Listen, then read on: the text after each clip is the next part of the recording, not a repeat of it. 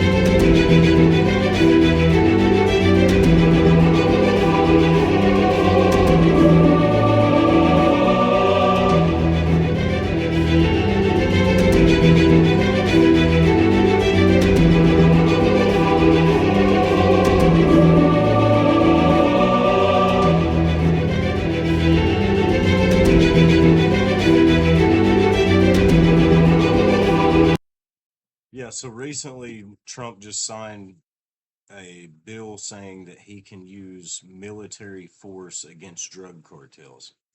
Now, yeah, I was one of the people that was, kind of liking that idea previously whenever we were talking about Mexican drug cartels, people right on the other side of our border. That makes a lot of sense. That's somewhat protecting your own border.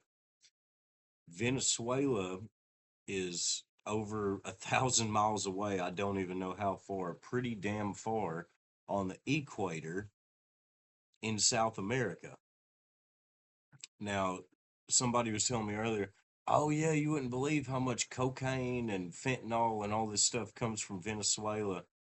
I'm like, I don't know about that, really, because I mean, cocaine is not nearly as much of an issue as it previously was in the United States. So I don't even think that's really big on the agenda there. And the fentanyl, historically, that we've seen has been coming from China, funneled through Mexico.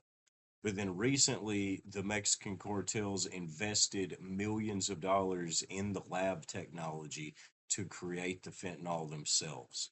So they're saving a lot of money. They've started buying the precursor materials from the Chinese, making it themselves, and sending it over here. I honestly don't think Maduro has anything to do with the fentanyl.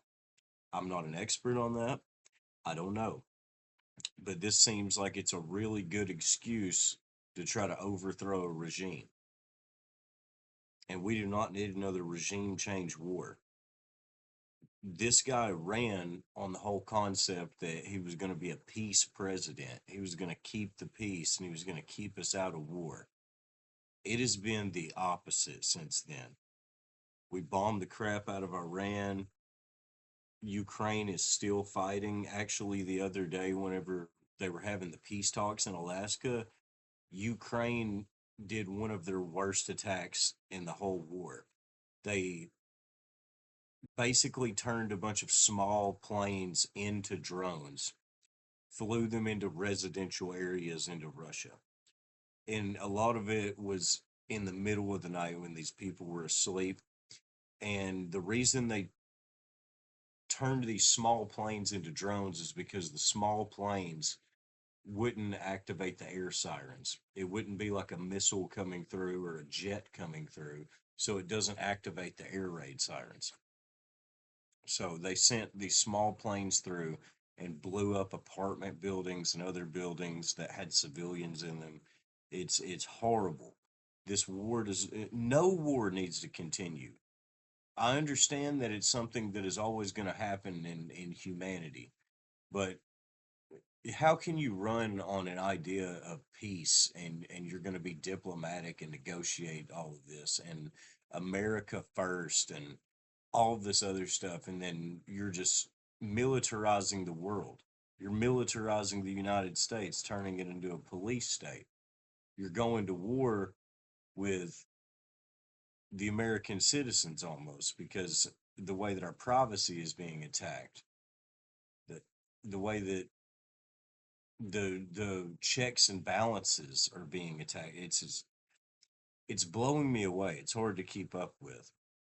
But at the end of the day, one of my biggest principles is I'm anti-war. I understand war is necessary sometimes, but for the most part, I'm an anti-interventionalist, and I try to keep us out of war as much as I can, unless we're being just straight up attacked, or unless an ally of ours is being attacked without provocation, because Israel is provoking their neighbors. They're not just innocent getting attacked for no reason. They're committing crimes against humanity, and they wonder why the brethren of Islam launch attacks against them.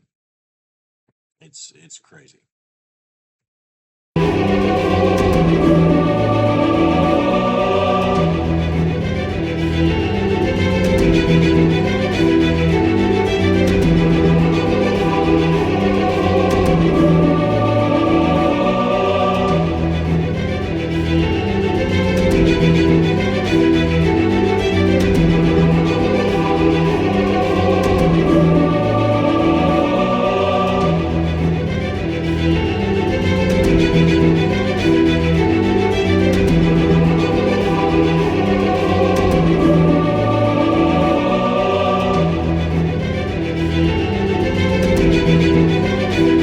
See, they probably will not do an air land invasion, excuse me, but they will launch missile strikes from these ships if they do decide to attack.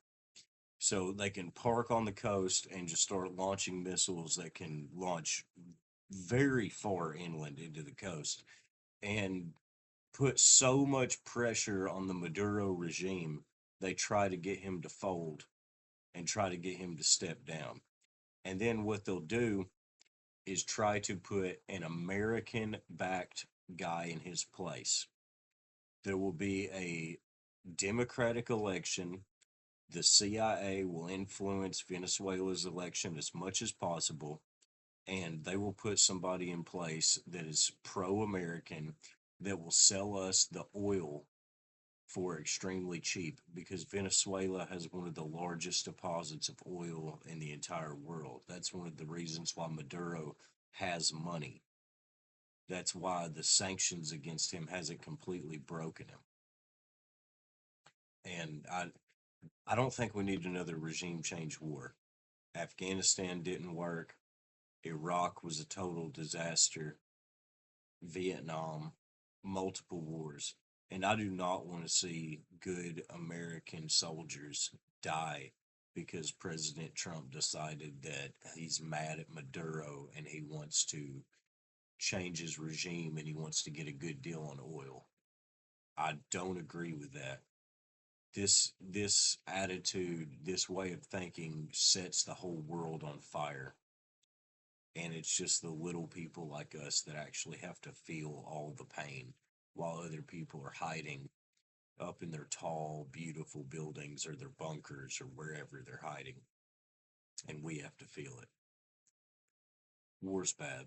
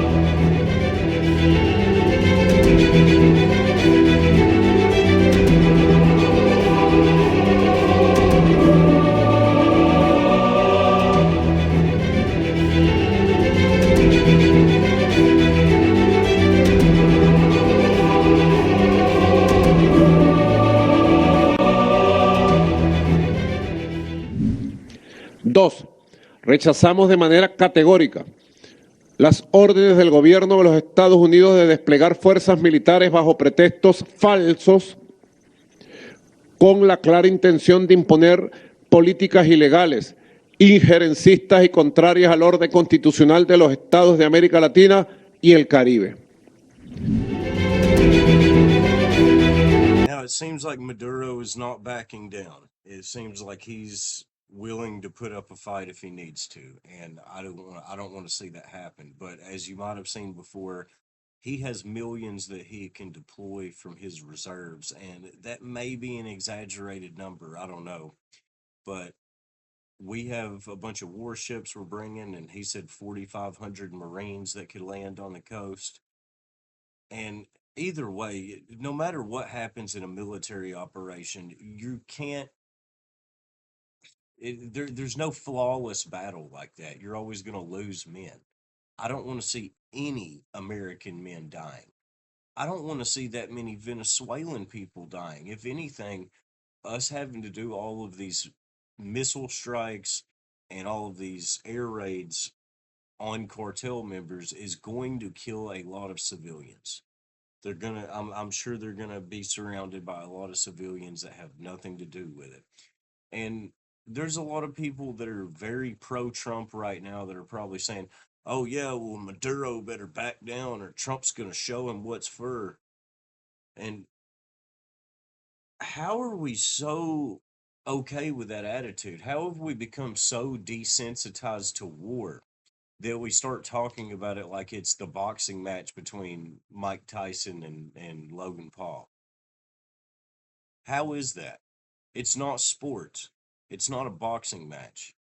These are real people landing on foreign soils. I guess you could say, quote unquote, invading the sovereignty of another country and people killing each other. This is not a game. This is not something to be joked about. And this is not what I voted for.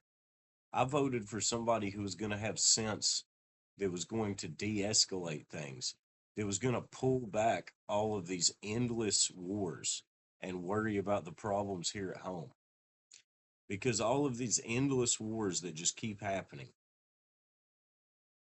they're getting us absolutely nowhere. And that's not an interesting statement to make. That's basically just known fact. Afghanistan got us nowhere. 20-year war. It cost us so much money and so many American lives for the Taliban to still be in charge, but to just have some new equipment that they use to terrorize their country with. After Iraq, the army that we trained to replace Saddam Hussein's military and his regime, and we tried to put a democracy in place, and we tried to train the Iraqi military to fight the terrorists and all these other things. No, they joined with the Free Syrian rebels that we also gave arms and training to. Those two joined together and made ISIS. And then we had to go and fight them again. And where has all of that gotten us? The only positive I could see is for the country of Israel, because the Middle East is so destabilized that Israel could probably successfully invade sections of Syria, Jordan, Egypt, Iraq, other places like that, and get away with it because we've destabilized the countries over the years for so long. I wouldn't be surprised if that was part of the plan.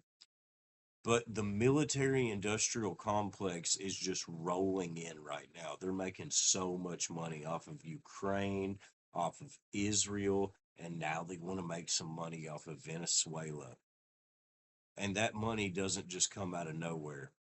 They take it out of our pockets, whether it's consenting in an actual tax or they print the money. And when they print the money, it causes the inflation, and that is just a tax without your consent, which is what they did with Iraq and Afghanistan. We basically, I, I don't even want to get into the numbers of how much our money is inflated since then, because it makes me want to puke. But let's let's wrap this up.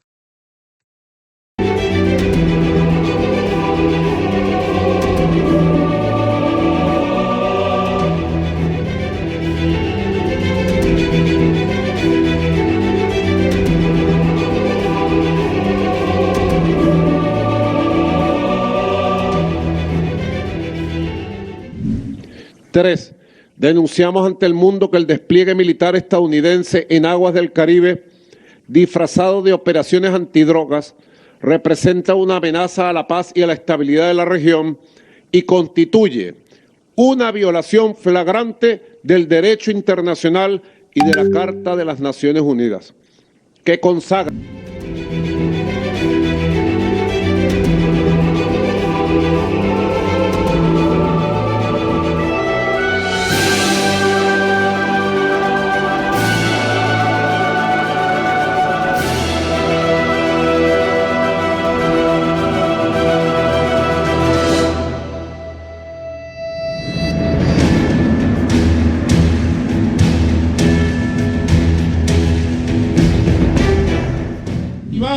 esta semana voy a activar un plan especial para garantizar la cobertura con más de 4.500.000 milicianos, Amelias, de todo el territorio nacional.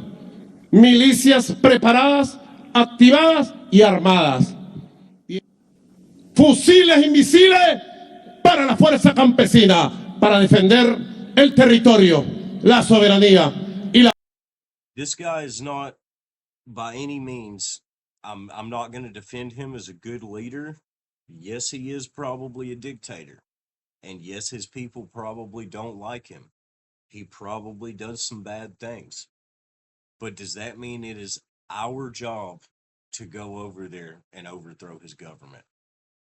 If drugs coming out of his country was really the problem, then I feel like the U.S. Coast Guard and the Navy could stop all of the boats coming from Venezuela trying to bring the drugs. And if they're cracking down in Latin America and Mexico on the cartels, then anything coming through there from Venezuela should be stopped anyway. This is an excuse to change a regime. It is not our job to go over there and say, we don't like this guy, we're going to put somebody else in power. And they would never admit, put somebody else in power, but that is what happens every time. We topple regimes and we put somebody else that's pro-American in power. And a lot of the times it doesn't work out because the people of that country notice that their leader is corrupt and that they don't actually follow their will. They follow the will of the United States government. That is what happens whenever you are an empire, whenever you have imperial power over the world, whether it be directly or indirectly.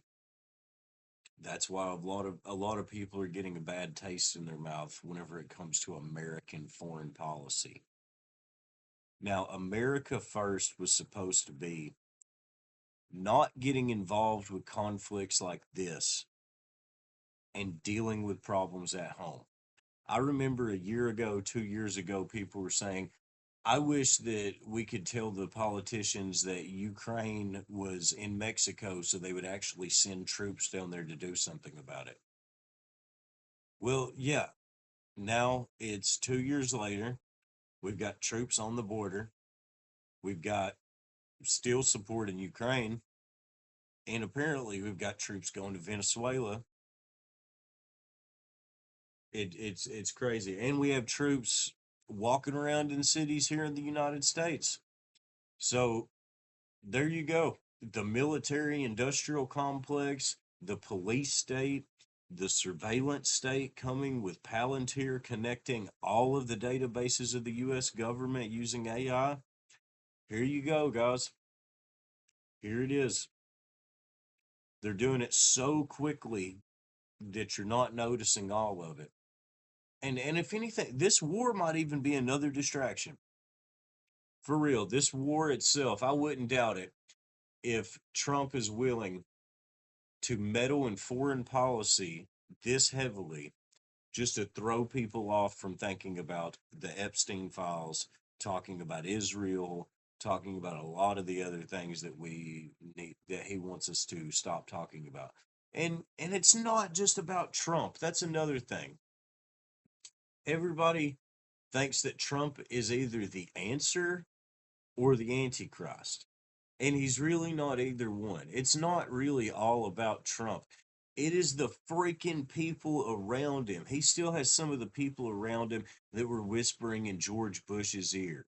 Some of the neocons, some of the Zionist people, the people that want to make money off of war all over the world and don't care about who they starve and who they blow up to do it. And I'm tired of my tax money paying for it. This is not this is not what a good Christian supports. This is not what a good American supports. This is not what anybody of common sense supports. So there's my tree hugger peace speech. Hopefully we don't go to war with Venezuela. But I hope you guys have a good week, and I'll talk to you later.